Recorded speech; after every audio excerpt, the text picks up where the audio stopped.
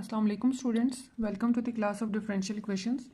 आज हम जो टॉपिक पढ़ेंगे that is the separable equation. आपके पास कोई भी डिफरेंशियल इक्वेशन है जिसमें आपके पास जो वेरिएबल्स हैं वो मिक्स्ड अप फॉर्म में आ रहे हैं, ठीक है। जो एक्स और वाई वेरिएबल्स हैं अगर वो मिक्स अप फॉर्म में आ रहे हैं तो हम उन वेरिएबल्स को एक्स वेरिएबल्स को सेपरेट कर लो और वाई वेरिएबल्स को अगर हम सेपरेट कर लें तो उस टाइप की जो इक्वेशन होगी उस इक्वेशन को हम बोलेंगे सेपरेबल डिफरेंशियल इक्वेशन।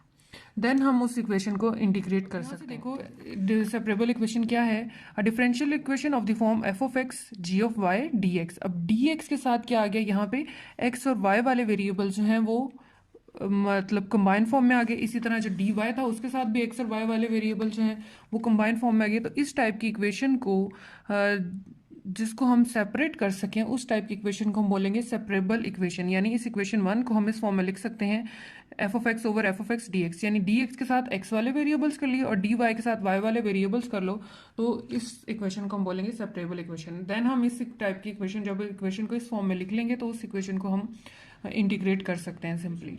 तो अब D Y by D x equal to X square over Y. अब इस इक्वेशन को कह रहे हैं कि वो सॉल्व करें। अब यहाँ से देख के आपको पता चल रहा है कि एक्स और वाई वाले वेरिएबल जो हैं वो मिक्सड अप फॉर्म है, या आप कह लो कि कोई भी इक्वेशन जो इस फॉर्म में दी हो D Y by D x equal to G of X over H of Y, इस फॉर्म में अगर इक्वेशन दी हुई है तो इट्स मीन कि वो सेपरेबल मेथड के अकॉर्डिंग उसको आपने सॉल्व करना है।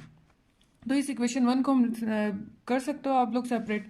तो सेपरेट करके आप इसको लिख लो, क्रॉस मल्टीप्लिकेशन की वाई वाली टर्म्स को कंबाइन कर लिया और एक्स वाली टर्म्स को कंबाइन कर लिया। अब ये सेपरेट हो गई टर्म्स। अब नेक्स्ट आपने क्या करना है, इसके ऊपर इंटीग्रेशन अप्लाई कर दो बोथ साइड्स पे इंटीग्रल अप्लाई किया तो y की इंटीग्रेशन आ गई वाई स्क्वायर ओवर 2 और एक्स स्क्वायर की आ गई x cube plus 3 x cube over 3 plus c यहाँ पे क्या है, कांस्टेंट ऑफ इंटीग्रेशन है। देन सिंप्लीफाई करने से हमारे पास ये इसका रिक्वायर्ड सोल्यूशन है। आप एक और एग्जांपल देखो, उसमें क्या कहा गया है कि solve D Y by D x equal to 1 over X tan Y. तो इस केस में भी आपने क्या करना है कि x वाली टर्म्स को सेपरेट कर लो, y वाली टर्म्स को सेपरेट कर लो। तो अब इस इक्वेशन में हमने क्या किया, क्रॉस मल्टीप्लिकेशन की x tan y dy equal to D X. अब यहाँ पे tan y dy तो ठीक है, लेकिन x आ रहा है तो x को बोथ साइड्स पे डिवाइड कर दो, तो यहाँ से आ गया dx ओवर x, या dx ओवर x को यहाँ पे लेफ्ट साइड पे लिख लिया और tan y dy right side पे आ गया। अब नेक्स्ट क्या किया, इंटीग्रेशन अप्लाई की बोथ साइड्स पे। अब नीचे फंक्शन है, ऊपर उसका डेरिवेटिव है, तो ln into function ln x mod आ गया। और यहाँ से हमें पता है कि tan की इंटीग्रेशन क्या होती है, that is minus ln cos y plus c is the constant of integration. अब माइनस से सिंप्लीफाई आगे करना है इसको, ठीक है। तो माइनस इस साइड पे आके प्लस हो जाएगा। तो अब ln की प्रॉपर्टी के अकॉर्डिंग अगर ln के दो फंक्शंस जो है वो ऐड हो रहे हैं, इट्स मीन के वापस में प्रोडक्ट फॉर्म में लिखे जा सकते हैं। तो प्रोडक्ट में लिख दिया। अब हमें पता है कि अगर हम बोथ साइड्स पे मैं एक्सपोनेंशियल ले लूँ तो ln वाली टर्म जो है, फैक्टर जो है वो पावर में आ जाता है। तो e power ln x cos y mod equal to e power c. अब ई पावर सी बेसिकली यहाँ पे क्या है, कांस्टेंट ट्रीट हो रहा है, तो ई पावर सी को हम सम कांस्टेंट C1 आप ले लो, A ले लो, B ले लो, कुछ के भी इक्वल लिख सकते हैं। तो यहाँ से e पावर ln ये वाली टर्म जो है ये कैंसिल हो जाएगी, कट जाएगी, तो पीछे क्या रह गया, x cos y mod equal to C1, और that means that it is equal to x cos y equal to C1, क्योंकि मॉडुलस वैल्यू हमेशा आपको क्या देती है, पॉजिटिव आंसर ही देती है, ठीक है। ये इस इक्वेशन का हमारे पास रिक्वायर्ड सॉल्यूशन। एक और एग्जांपल है। अब इस केस में अब देखें, समटाइम्स आपको ऐसी इक्वेशन कहा जाता है कि आपने उस इक्वेशन का सोल्यूशन फाइंड करना है with respect to certain given conditions.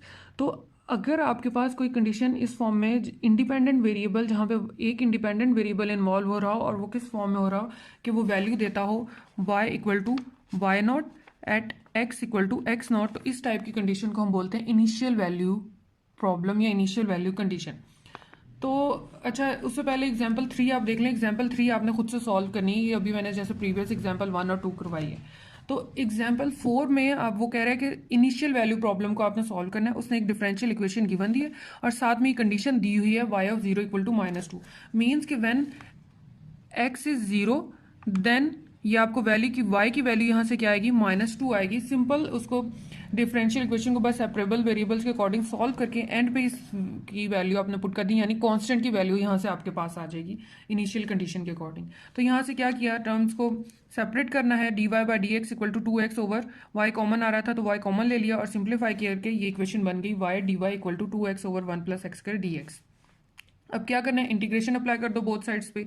Both side पे इंटीग्रेशन अप्लाई की तो y की इंटीग्रेशन क्या आ गई वाई स्क्वायर ओवर 2, और यहाँ से 1 प्लस एक्स स्क्वायर है और ऊपर उसका डेरिवेटिव पड़ा तो ln 1 plus X square mod plus, अब यहाँ पे मैं डायरेक्ट c भी लिख सकती थी क्योंकि कांस्टेंट ऑफ इंटीग्रेशन करना ना, लेकिन चूंकि अब नेक्स्ट इसको सिंप्लीफाई करना इजी हो जाएगा इसलिए हम ln वाले फंक्शन के साथ ln ही साथ ले लें आप। तो यहाँ से आ गया, अब ln 1 plus x square mod है तो मॉड वैल्यू मैंने आपको बताया कि हमेशा पॉजिटिव आंसर देगी, तो 1 प्लस एक्स स्क्र लिख लिया plus ln c as it is आ गया। अब यहाँ पे दोनों टर्म्स प्लस हो रही है ln की, तो ln की प्रॉपर्टी के अकॉर्डिंग प्रोडक्ट की फॉर्म में आ जाएगा। अब यहाँ पे लेफ्ट साइड पे क्या चल रहा था वाई स्क्र ओवर 2, तो यहाँ से वाई स्क्र इक्वल टू 2 यहाँ पे राइट साइड पे ले आए हैं, तो अगेन ln की प्रॉपर्टी अप्लाई करेंगे तो 2 जो है वो होल की स्क्वायर में चला जाएगा, पावर बन जाएगा। तो यहाँ से मैंने क्या किया, हर टर्म पर सेपरेट स्क्वायर ले लिया, c का स्क्वायर सेपरेट कर दिया और 1 plus X square and whole square कर दिया। यहाँ तक आपके पास इक्वेशन सॉल्व हो गई।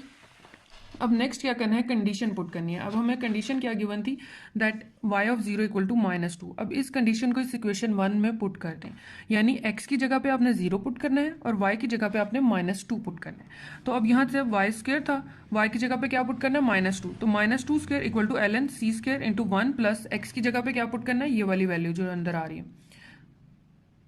मीन्स ये बेसिकली क्या है, y of x not equal to Y not आप इसको कंसिडर कर सकते हैं, ठीक है। तो अब x की वैल्यू यहाँ पे क्या है, 0 है, तो 0 पुट की सिंप्लीफाई किया तो आपके पास यहाँ से क्या आ गया, c स्क्वायर की वैल्यू आ गई e⁴। और अब आप इक्वेशन 1 देखो, यहाँ पे भी हमें c स्क्वायर ही चाहिए था, अगर c चाहिए होता तो फिर हम इसको मजीद सिंप्लीफाई करते। अब चूंकि हमें c स्क्वायर ही चाहिए तो अब c स्क्वायर की वैल्यू को इस इक्वेशन 1 में पुट कर दो तो आपके पास जो रिक्वायर्ड सोल्यूशन आ जाएगा इस इक्वेशन का, ठीक है। सिंपल ये करना है, आपने इक्वेशंस देख लेनी है, उनको सेपरेबल वेरिएबल की फॉर्म में सेपरेट कर लेना है और देन उसको इंटीग्रेशन अप्लाई कर दो बोथ साइड्स पे, देन आपके पास सोल्यूशन आ जाएगा। अगर इनिशियल कंडीशन गिवन है तो कंडीशन पुट करके सी की वैल्यू पुट कर लें, फाइंड कर लें और देन उस सी की वैल्यू को अगेन ये जो इक्वेशन आपने फाइंड आउट की होगी उसमें पुट कर दें, ठीक है। होपफुली क्लियर हो गया होगा आपको। इससे रिलेटेड जो है आपने एक्सरसाइज 9.2 करनी है।